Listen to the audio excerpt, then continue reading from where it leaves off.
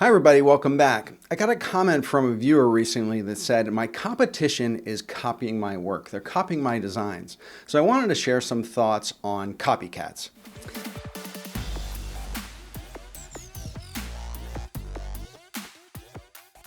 Now, I was in the fashion industry for about 15 years, and the fashion industry is very interesting in terms of copycats.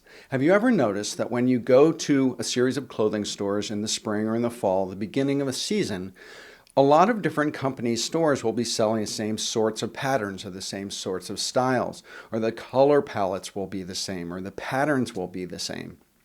Well, the reason that happens is because of the way that product development in the fashion industry works. Fashion designers will travel all over the world and they'll shop different competition and stores where they feel like the designs are innovative. And they will take those ideas back to the United States and they'll develop collections around them. And all of the designers from all these different companies have learned to do this in a similar way. So, at the beginning of the season, all of those different companies' designs end up looking the same because they're coming from the same place that those people are getting their inspiration and their ideas.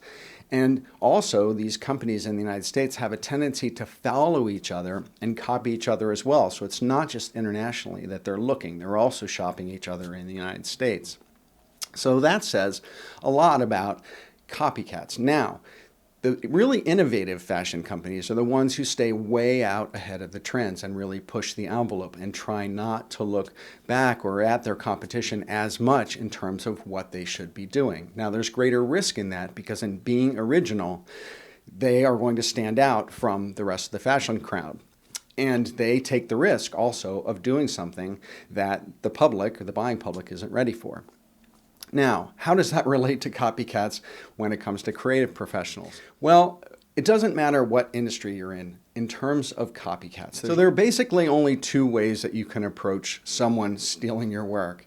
And that is, you can go to court, so you can get the lawyers involved. You can take a legal approach. And usually what this looks like is the designer or the creative professional will hire a lawyer and get them to write a cease and desist letter to the company or to the individual who's utilizing their work. Now, litigation is very expensive and it can also be incredibly time-consuming. This letter writing thing usually results in whoever the guilty party is stopping what they're doing, and it's left at that. Sometimes when things go to court, they are settled out of court prior to this case actually starting and some sort of monetary exchange happens.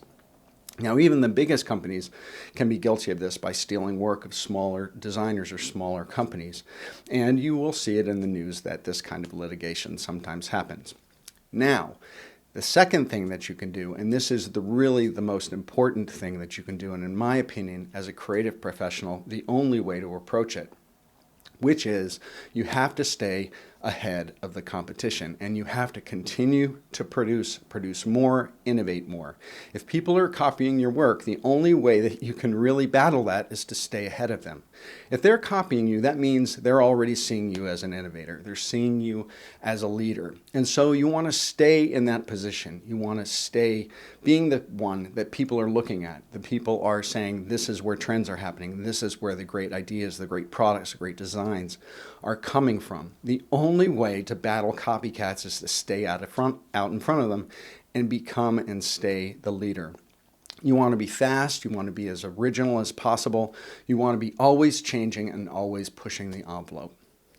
So that's it. I hope you enjoyed this video on how to deal with copycats. And if you did, please hit subscribe below so you can see my videos when they come out, and make sure to hit that notifications button so when I go live or when a new video posts, you'll get notified about it. And visit me at philipvandusen.com. You can sign up for my newsletter there. And thanks a lot for watching. I appreciate your viewership. And bye for now.